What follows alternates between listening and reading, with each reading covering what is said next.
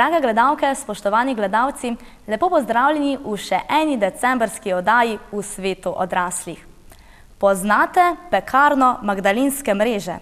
Organizacija deluje že od leta 1997, kaj več o tem pa nam bosta povedali naši dve prvi gosti, in sicer direktorica Urška Breznik in Kaja Fidler, ki je začela pri njih delati kot prostovoljka in je tudi soustvarjalka mladinskih programov. Lepo pozdravljeni. Torej, da uvodoma pojasnimo, gospa Breznik, kam sega začetek mladinskega informacijskega svetovalnega centra Infopeka?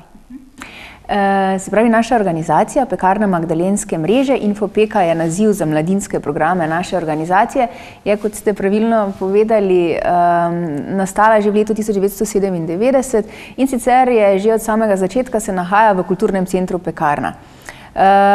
Začetki so bili takšni, kot je nastala v bistvu sam tako imenovan skvot v bistvu kulturnem centru Pekarna, in 3 leta zatem so se različne organizacije, posamezniki, umetniki, aktivisti odločili, da bodo v prazne prostore, ki jih je zapustila jugoslovanska vojska, naselili svoje dejavnosti.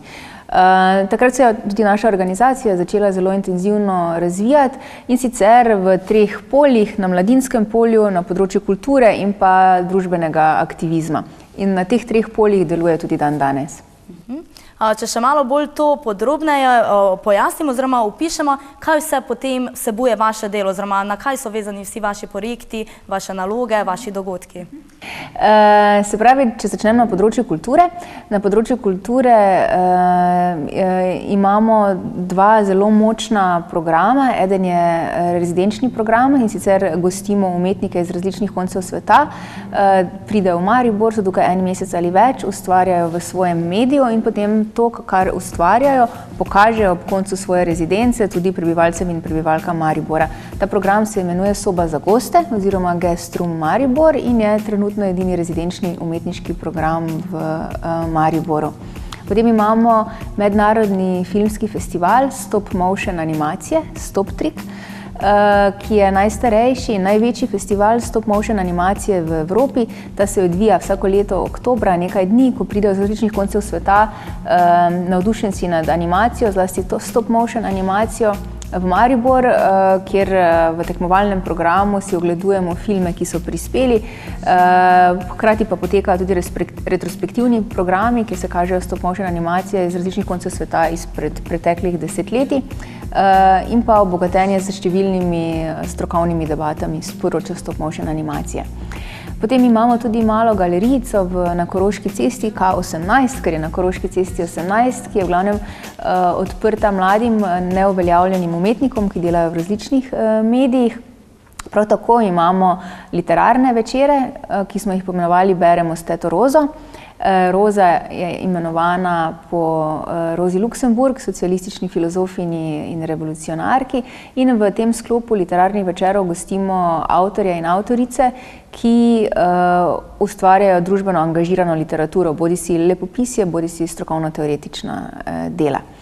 No, zdaj, če preskočim na mladinske programe. Mladinski programi smo organizacija, ki dela na področju mladine v javnem interesu. Imamo status mladinskega centra v javnem interesu na nacionalni ravni, kar pomeni, da pač morajo biti naši mladinski programi zelo kakovostni. In te programe izvajamo skozi področja mladinskega dela, kot so neformalno izobraževanje, se pravi, organiziramo veliko predavanj in tudi delavnic, ki so namenjena mladim.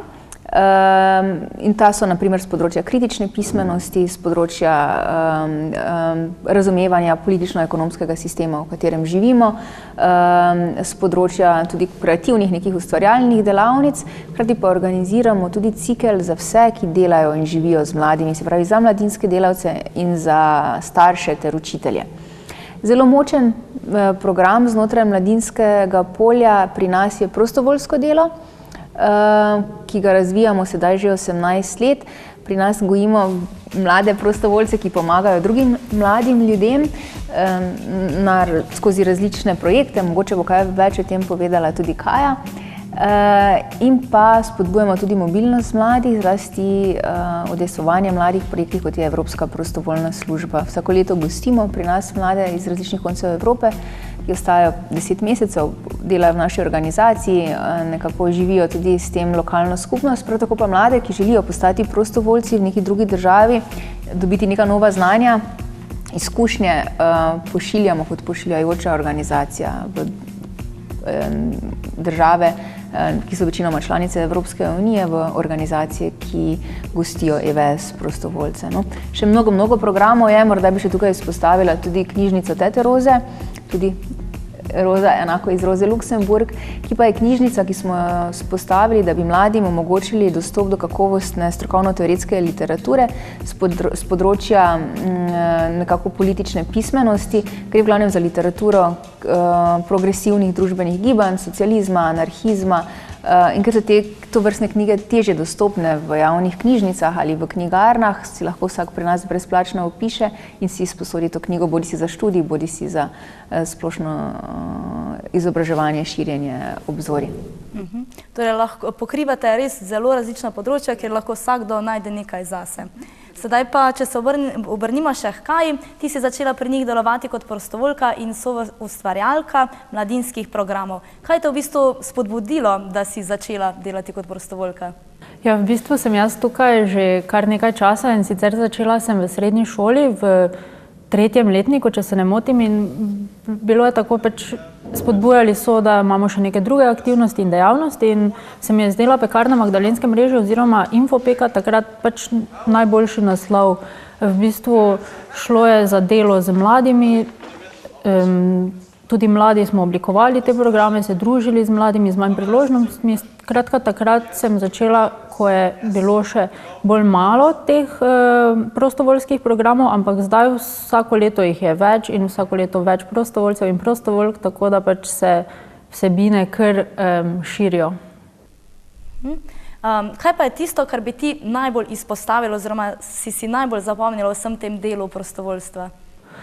Mislim, to je zdaj konec konca kar težko vprašanje, ampak če bi pogledala za vsa leta nazaj, mi je to predhodnje v bistvu najbolj ostalo v spominu, tako da se mi zdi najpomembnejše izpostaviti ravno ta dan, ki smo ga organizirali skupaj z kolegi in kolegicami, in sicer Rosa je bosa, ker je prekarka. V bistvu je šlo za en program, ki smo ga zastavili skozi cel dan, umestili smo ga v Filozofsko fakulteto v Mariboru, zvečer pa je sledila še zabava v Gustavu. Skratka, želeli smo preplesti to izobraževanje in angažma mladih z večerno zabavo še na koncu, s tem, da čez dan smo pa naslavljali problematiko prekarnega dela, povabili smo precej, bi rekli, odmevna imena, prišel je recimo Ntoko, prišel je Lukič in skratka govorili smo o nekih temah, o katerih mogoče mladi se niti še ne zavedajo oziroma ne zavedajo se te pereče problematike prekarnosti, vse večje prekarizacije in teh nestalnih oblik, v katere smo večina mladi primorani, pa tudi vse več starejših ljudi.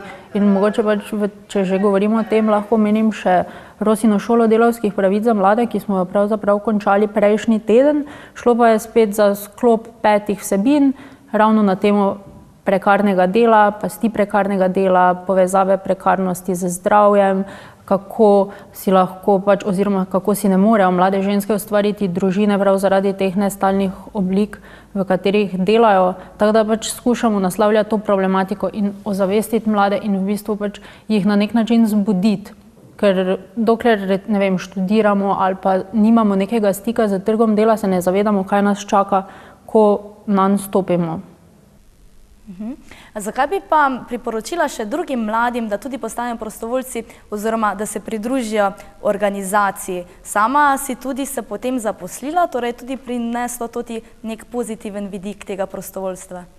Tako, ja, na dolgi rok je dejansko se to tako obrnilo, ampak v vsakem primeru pa se mi zdi, da je to pravi naslov ravno zaradi tega, ker nudi nek angažma, nudi nek kritičen premislek trenutnih družbenih razmerij in se trudi iskati in pa živeti neke alternative. Skratka, da skušamo preizpraševati kapitalizem in vse te oblike dela, ki nastajajo, in potem skušamo neke alternative kazati, kar kažemo tudi z tem projektom, v katerem, kot si prej omenila, sem se zaposlila pred kratkim. Skratka, gre za dvoletni program. Združimo se, njegov naslov, in skozi usposabljanja, tako praktična in teoretična, bomo mi mlade, nezaposlene, v bistvu peljali skozi proces kritične pismenosti, o pomenu delavskih pravic, o pomenu boja za delavske pravice in zakaj v bistvu tudi dan danes je treba ponovno na plan potegniti to tematiko, ker smo, se mi zdi, da že kar malo pozabili na to. Potem bomo se močno posvetili tudi participatorni ekonomiji, torej temu, da naj ljudje, ki delajo, soodločajo in sooblikujejo svoje delovno okolje, torej naj bo odprto in naj bo vključujoče.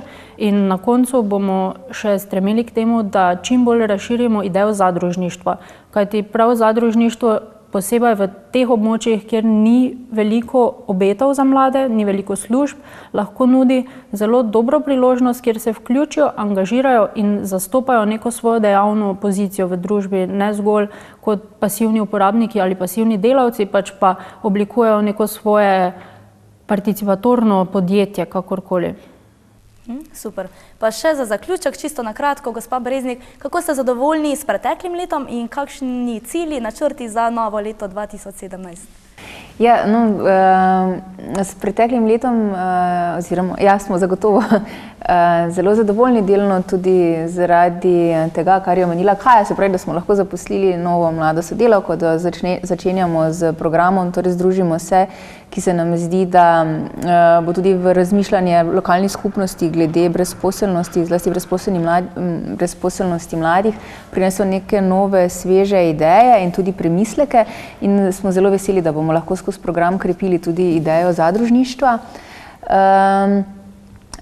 Zagotovo smo tudi veseli, da smo uspešni na razpisih, če zdaj govorim strogo z tega, tako imenovanega, poslovnega področja. Veseli pa smo tudi, da se nam pridružuje vedno več mladih, ki delajo tako na področju prostovoljskega dela ali na področju naših kulturnih programov. Vnašajo zelo veliko ustvarjalnosti, nekih novih pogledov. Tudi smo zelo veseli, da se družijo z nami oziroma prihajajo k nam mladi, ki imajo zelo močno, visoko zastavljene te ideale nekih moralnih in intelektualnih, bi rekla, avtoritet, ker na podlagi tega potem iščejo sodelavce, vire, zunanje sodelavce, ki prispevajo tudi v obogatitvi programa. V naslednjem letu zagotovo upamo, da bo tako dobro, kot je bilo letošnje, še boljše seveda, in pa naslednje leto praznujemo 20 let našega obstoja, se pravi 97-2017, tako da bomo zagotovo priredili neke programe namenjene širši javnosti, saj so načeloma vsi naši programi so brezplačni, namenjeni širši javnosti, ampak bomo to naslednje leto še posebej podrobneje premišljevali, kako pritegniti tudi tiste, ki morda ne obiskujejo kulturnega centra Pekarna na splošno in pa konkretno programov naše organizacije, pa poskrbeli bomo tudi za kakšne kvalitetne glasbene koncertne dogodke, da bomo obeležili 20 let. Super, odlično. Jaz vama želim še naprej veliko uspehov in vse lepo in srečno v novem letu. Hvala, enako.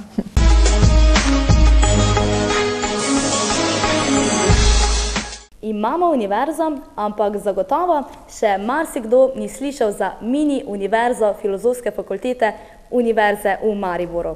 Na njihovi spletni strani so zapisali, da je radovednost avtocesta do znanja. S tem se strinjata tudi naša dva naslednja gostja, in sicer gospa Natalija Ulčnik in gospod Robert Repnik, profesorja in tudi predavatelja na tako imenovani mini univerzi. Lepo pozdravljena. Pozdravljeni. Torej, da najprej povemo, kaj sploh pomeni mini univerza, kaj točno to je oziroma komu je namenjena in kaj ponuja. Mini univerza Filozofske fakultete Univerze v Mariboru je v bistvu prva in edina univerza za otroke v Sloveniji, nastala pa je po zgledu takih univerz v tujini.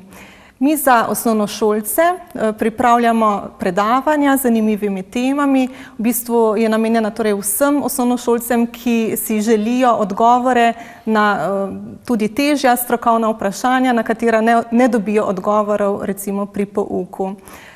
Osnovnošolce delimo na dve starostni skupini. Imamo MUF 1, ki ga obiskujejo učenci od 3. do 6. razreda in MUF 2, ki ga obiskujejo učenci od 7. do 9. razreda osnovne šole.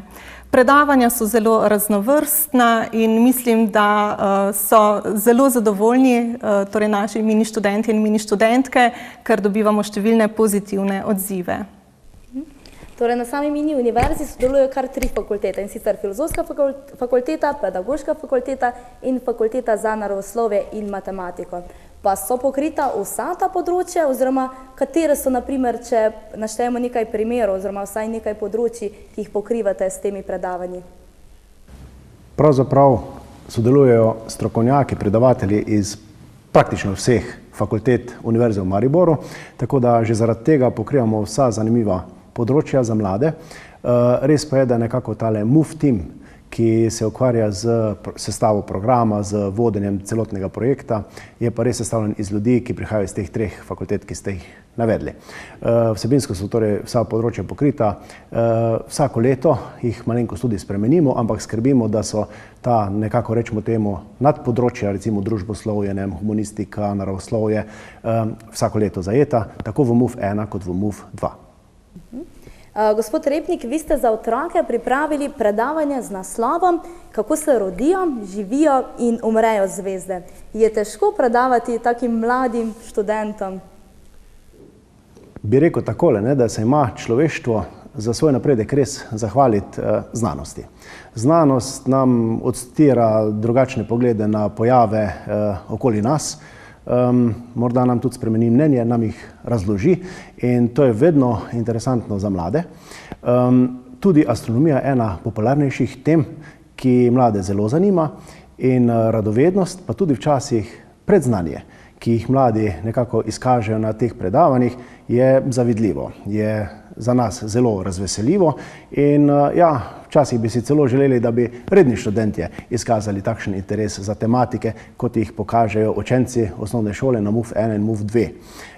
V konkretnem primeru sem govoril seveda o povezavi podobnosti med astronomijo, med torej življenjem zvezde in pa življenjem človeka in ugotovimo, da se rodimo, da živimo nekaj časa in na koncu umremo, podobno oboji, vendar je pa trajanje obdobje človeškega življenja neprimerljivo z trajanjem življenja ene zvezde, na primer. Pa je težko, na primer, takšno strokovno podkovano področje razložiti enemu 5-letnemu, kako v bistvu sploh se pripravite na to predavanje? Jaz podobno težavo, ali pa rečemo reč izzivom, se srečujemo prav vsi predavatelji na MUF-u.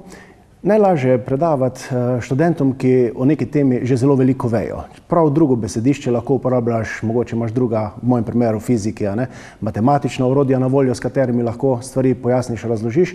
Pri mladih pa je treba izredno veliko truda vložiti kot predavatelj v to, da vsebine prilagodiš na takšen način, da jih razumejo mladi, na pač njihovi starostni in razvojni stopnji.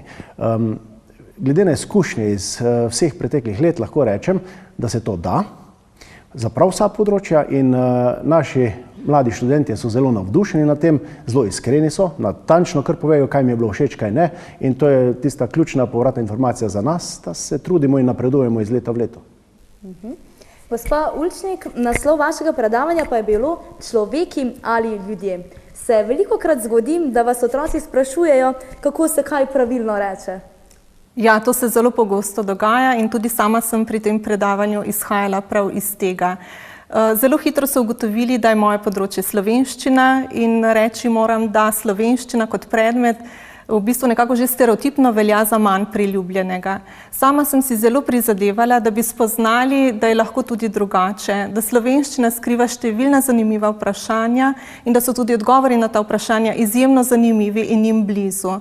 Tako da smo izhajali iz tega, da pravzaprav jaz kot jezikoslovka na jezik gledam nekoliko drugače, da zame ni absolutnih napak v jeziku in da je nekaj, kar je danes pojmovano kot pravilno, torej kot ustrezno v knjižnem jeziku, je lahko bilo v preteklosti pojmovano kot napaka, kot neustrezno in obratno. Torej, danes pravilno je lahko v prihodnje tudi nepravilno.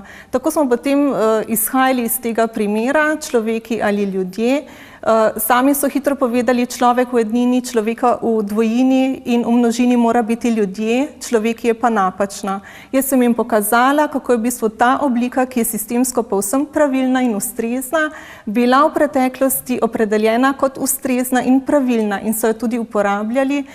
Uporabljena je tudi v prvem našem spomeniku, ki smo ga odkrili, torej v Brežinskih spomenikih. Pomeni, da se je eno obdobje 900 let recimo v slovenščini uporabljala, kasneje pa vendarle nekoliko zamrla in je prevladala oblika ljudje.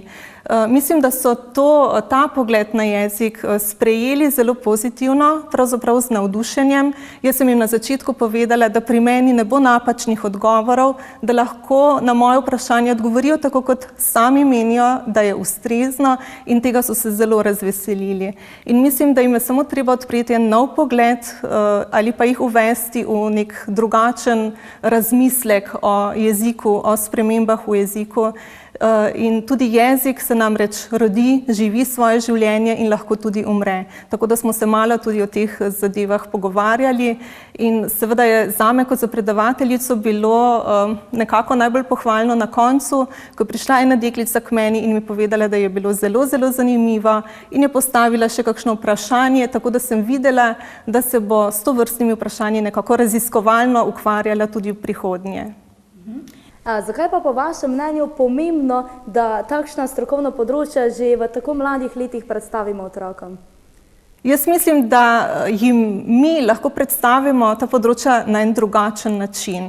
Namreč otroci nas velikokrat vprašajo in mi nimamo nekih zadovoljivih odgovorov na njihova vprašanja. Ne poznamo dovolj podrobno vseh področji in niso vedno zadovoljni z našim odgovorom. Če jim na vprašanje odgovarja strokovnjak z tega področja, ki se dejansko poglobljeno več let ukvarja z nekim vprašanjem, potem je ta odgovor lahko zadovoljiv. Pomeni, da so oni z odgovorom zadovoljni in pravzaprav jih to potem tudi spodbuja k temu, da sami raziskujejo kakšna nova vprašanja in da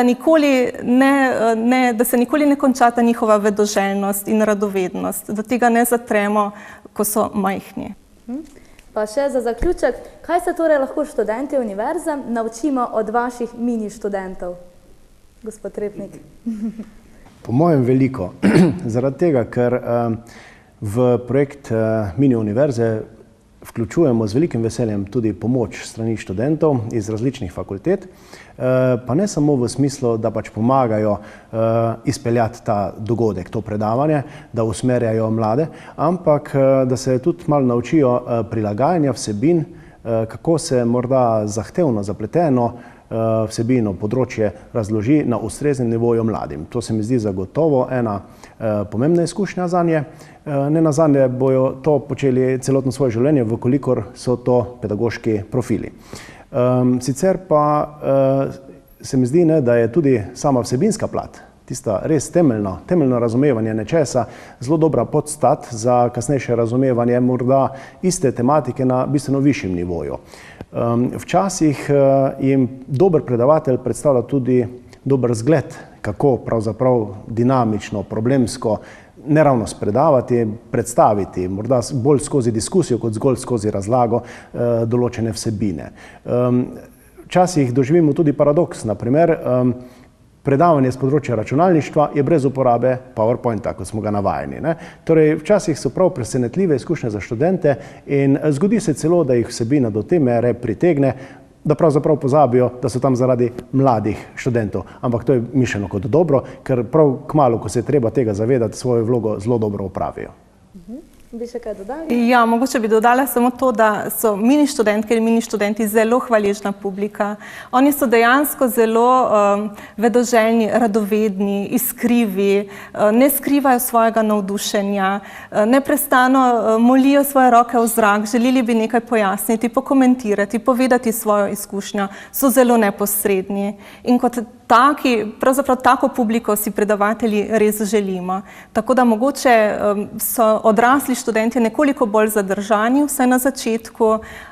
Oni, ti mini študenti in mini študentke pa zelo spontani, neposredni in pravzaprav zelo posrečeni.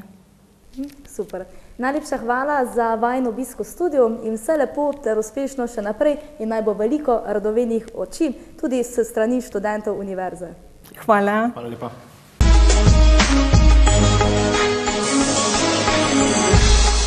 Danes pa vam bomo predstavili še eno društvo. Vas zanima katero? Ob meni sedita Metka Zadravec in Aleš Kos, člana organizacije IAESTE. Pozdravljena. Za začetek razjasnimo tole kratico. Kaj pomeni in kaj sploh predstavlja? Ja, kratica je taka zelo neprijetna, no, ker je zelo dolga in v bistvu globalno oziroma nekako pomeni izmenjavo študentov v tujini, torej v bistvu izmenjavo študentske prakse. Tako. V bistvu mi se pač trudimo, da bi naši študenti šli v tujino na prakso, pa da bi tuji študenti prišli k nam. To je v bistvu neka golo dejstvo društva, no, oziroma organizacije. In kaj je potem vajino delo kot člana tega društva? Jaz sem v bistvu novopečeni predsednik društva LC Maribor, se pravi v Sloveniji imamo Maribor in Ljubljano. Jaz v bistvu skrbim za celoten proces, torej da iščemo mi neke prakse, da pač najdemo neke prakse, no, za tujce, pa tudi, da naši študentje se uspešno najdejo v praksah, da gredo na prakso v tujino. No, Metka pa je podpredsednica. Tudi na novo. Tudi na novo. Mi dva dejansko pomagamo, da deluje društvo, da pridejo študenti, da razdelimo naloge, da se išče prakse. Vso organizacijo, vso delo, kaj pač je potrebno narediti. Dogodke organiziramo in podobno.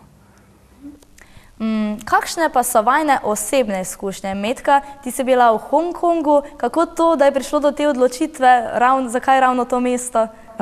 Ja, pri nas prakse so 3 različne in jaz sem imela srečo, da sem dobila eno tistih, ki je bilo rezervirano, bolj ali manj za mene, oziroma pač temu se reče redne prakse in to je pač samo jaz sem se tja prijavila. Dobila sem 3 države na razpolago, kam sem se lahko zbrala, da grem, pa je Hongkong bil pač tak, zakaj pa ne? Tudi časovno je mi najbolj ustrezalo, ker pač prakse različno dolgo trajajo in to je bilo nekje tak, da mi je čez poletje šlo skozi. Tako da je bolj ali manj vedela sem, da nekam hočem iti, kam pa mi je bilo res eno in pač Hongkong je bil tista destinacija na koncu zbrana.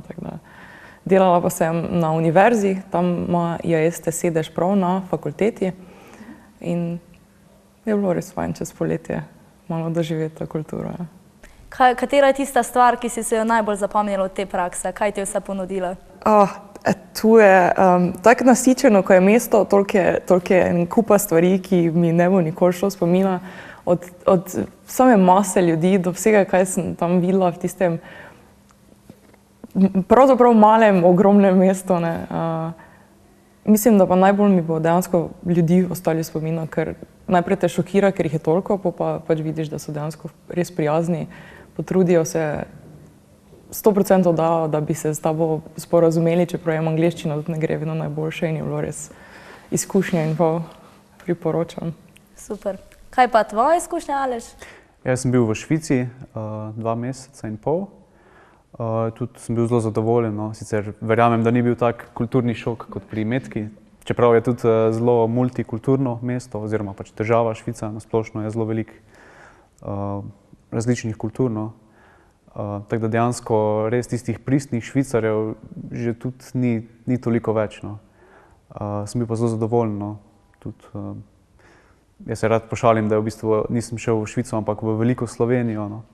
Ampak vseeno je kar razlika, no. Ampak sem bil zadovoljen, no. Res je urejeno, je vse lepo, tipi-topi. Birokracija je sicer dosti, no, ampak meni je bilo všeč, no. Super. Kako bi pa ocenila zanimanje študentov za tujino oziroma za prakso v tujini? Je veliko zanimanja? Jaz mislim, da je, ampak da marsikdo ne ve, kam se obrniti, ko želijo iti v tujino. Pač večinoma poznajo pač tiste standardne, kot je na primer Erasmus, pa se tam skoraj da konča. In če se dobro predstavimo, na primer mi zdaj, študentje ne vejo, kam se točno obrniti, na kaj drugega, ko bi radi šli v tujino, ker je pa zanimanje. Ne. To je glavni razlog, zakaj na primer mi imamo toliko članov, ne. Ker se mi ponudimo tudi druženje, pa tudi ostale dogodke, ampak da pa pridejo ljudje, res tisti, ki vejo, kaj delamo in ki hočejo iti v tujino. Ne. Kako natančno jim torej pomagate? Oni imajo izkaže neko zanimanje, da bi radi opravili prakso, kako to v bistvu sploh poteka? Mi smo v bistvu neke vrste posrednik med delodajalcem v tujini pa med njimi. No. V bistvu še ponujemo dosti več, tako da nismo samo nek posrednik, ampak tudi ponujemo druženje. V bistvu pa poskrbimo tudi za tiste, ki pridejo k nam, poskrbimo za njihovo prenočišče oziroma pač domovanje, no. Pa za druženje, pa za birokracijo, ne. Predvsem tu se včasih zatakne, ker je zaradi vize recimo je včasih dosti nekih stvari, s katerimi pač študentje verjetno se ne postopijo, no, da bi to urejali, ker je pač nekaj novega, pa neka neprijetna zadeva. Tako da, ja, na tak način. In kakšno vrednost to prinaša študentu, ko se udeleži te prakse v tujini? Kaj to pomeni oziroma je to s tem bolj zaposljiv, kot radi velikokrat reče oziroma omenjajo? Da če si nekje v tujini, imaš tudi potem več možnosti za zaposlitev. Oziroma, kje vidva vidite tisto najbolj pozitivno stvar? Jaz? Ja. Definitivno je referenca za bodoče pač delodajalce, da si na primer opravljal prakso v Švici na tisti in tisti firmi ali pa da si v Hongkongu delal na univerzi ali pa kaj podobnega. Je res, da je vedno odvisno od stroke, v kateri išče službo, ampak da se ti izobražuješ v neki drugi kulturi, da se učiš nekih drugih vrednot ali pa načina dela, ki ga imajo v drugih državah, ne more biti drugega kot pa plus. Tako da jaz mislim, da je res, to je pomembno, da imaš čim več izkušenj še drugod, ko pa na primer malega mesta, kot je Maribor. Super. Pa še za zaključek, kakšne dogodke, mogoče kakšne nove projekte pripravljate za novo leto 2017?